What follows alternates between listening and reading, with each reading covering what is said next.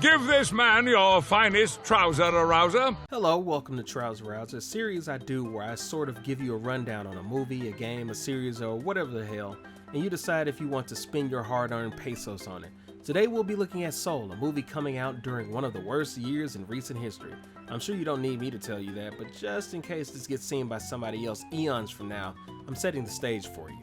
We're in what's known as Hell World right now. And hopefully you'll get something out of this review, so feel free to hit that subscribe button and let's enjoy. So what is Soul? Soul is a movie about an art teacher who basically just dies, but internally, before the movie. But then he just fucking dies in near the beginning of the movie. His life is okay, but it's just okay, that's it. And a lot of you probably know exactly how that is. He's going to have to teach and learn to fix his problems and hopefully get his body back. You know, when you go into a Pixar movie, you're most likely to get quality, aside from a few exceptions like Onward and, well, Cars 3, Cars 2, Cars 1, and Onward. But you know what to expect. The art style for this movie is pretty exceptional to me. The art style between the, I guess you could say, the real world, the world that Joe resides in, Joe Gardner, by the way, is his name, that he resides in and all the majority of the characters they exist in, it's pretty good. It's pretty phenomenal. All the characters in there have some nice diverse looks to them. I thoroughly enjoy the art style. It's very colorful, very lush. It's not fake or phony like an Illumination Entertainment budget or anything like that. It definitely has that Pixar swagger, the exaggerated swagger of a black teen. But that teen is having a midlife crisis. There was a lot of small attention to detail that I can greatly appreciate. The black barbershop being one of the most things that I enjoy.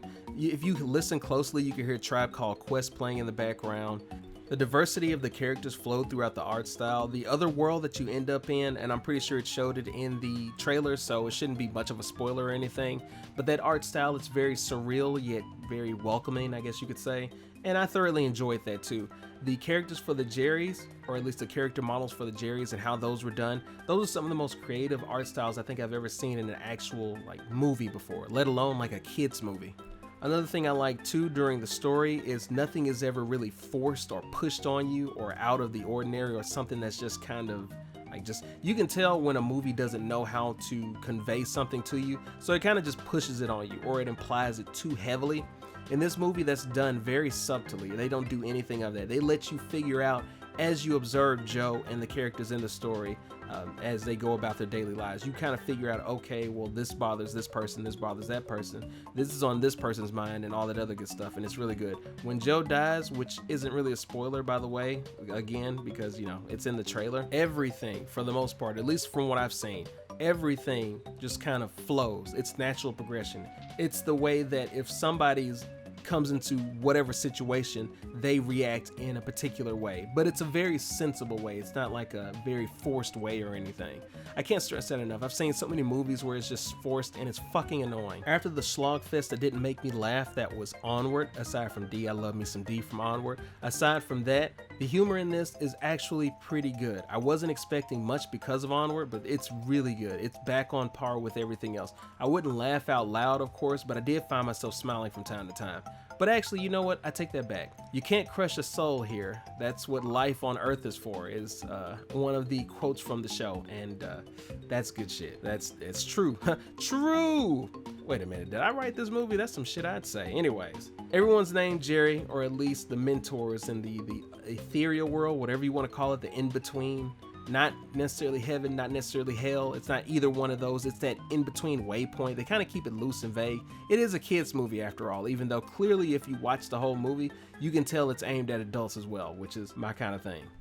You know what? Actually, I was wrong. It was called The Great Before. I just went ahead and looked that up real quick. But yes, they circumvent actually saying hell just by spelling it out, because gotta keep that kids rating, baby.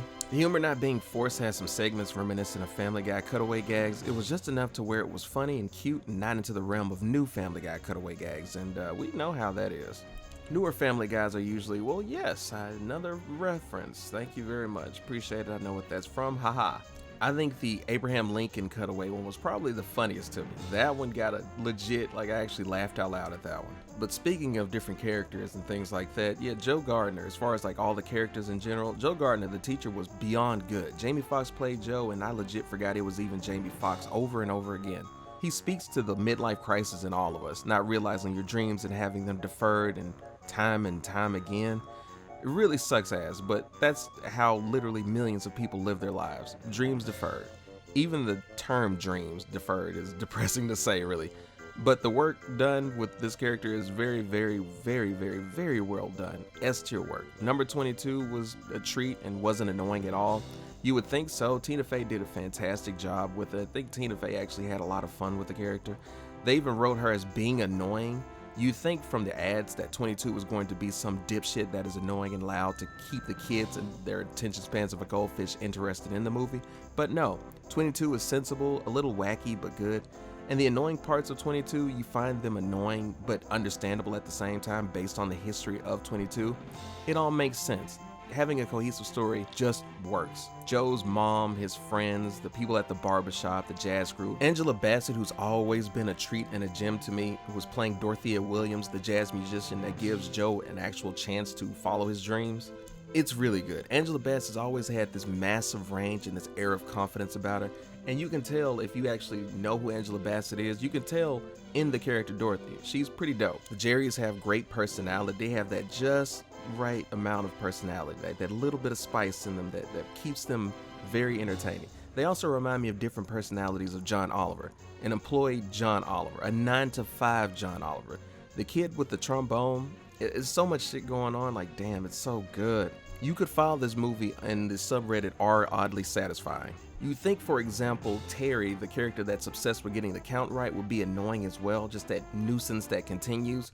But he's actually pretty cool. He's just trying to do his job, and I can expect that. Moonwind was cool. Like all the characters were I don't hate anybody in here, and that's, well, neat. The biggest thing that you can take away, of course, from Soul is something that you obviously cannot miss unless you're under the age of 15. Soul is exceptionally heavy on philosophy. Like if Soul was an RPG character, every stat point would be put into philosophy, if you could pick philosophy as a stat. If it was Dark Souls or Demon Souls, whenever you fought an enemy, you could just existential them to death. The main premise, or at least how the Beyond works, is souls need their spark, or something that inspires them, that gets them out of the bed every day. You know what that is. There was one part that resonated with me the most, where a character that wanted to skip life for its own reasons, that was 22. The commentary was really it's good. It was rough, but it was good. I think Pixar really does its best work with abstract movie concepts, talking about different occupancies, and when they do movies like Coco or Inside Out or Soul, for example, they really shine here. They really kick the most ass here. To be honest, the philosophy in Soul deserves its own video, and I might do that at some point. It's too damn good to just pass up. Even if nobody watches it or even gives a shit about it, it's totally worth doing. The movie covers so many different topics within existential issues. The movie talks about themes like life, death, why are we here, why live, what are you living for, obsession, the meaning, finding meaning in your life, balancing your life or your reasons to live, what you want to do versus what you would like to do, versus how do you find meaning in what you currently do, or do you even want meaning in that?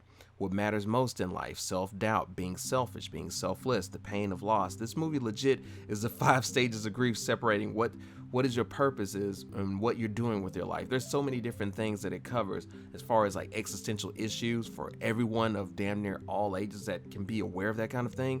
It's surreal to me. I don't have much to really say as far as the logic part. Everything pretty much checks out. Everything flows seamlessly. Things can make sense within the context of the world. Shit's all good, baby. And as far as the music itself, the music is incredible, but all things considering, I would hope so, because music isn't anything without, well, soul. If you can't tell by the past 8 minutes or so, I think this movie is amazing.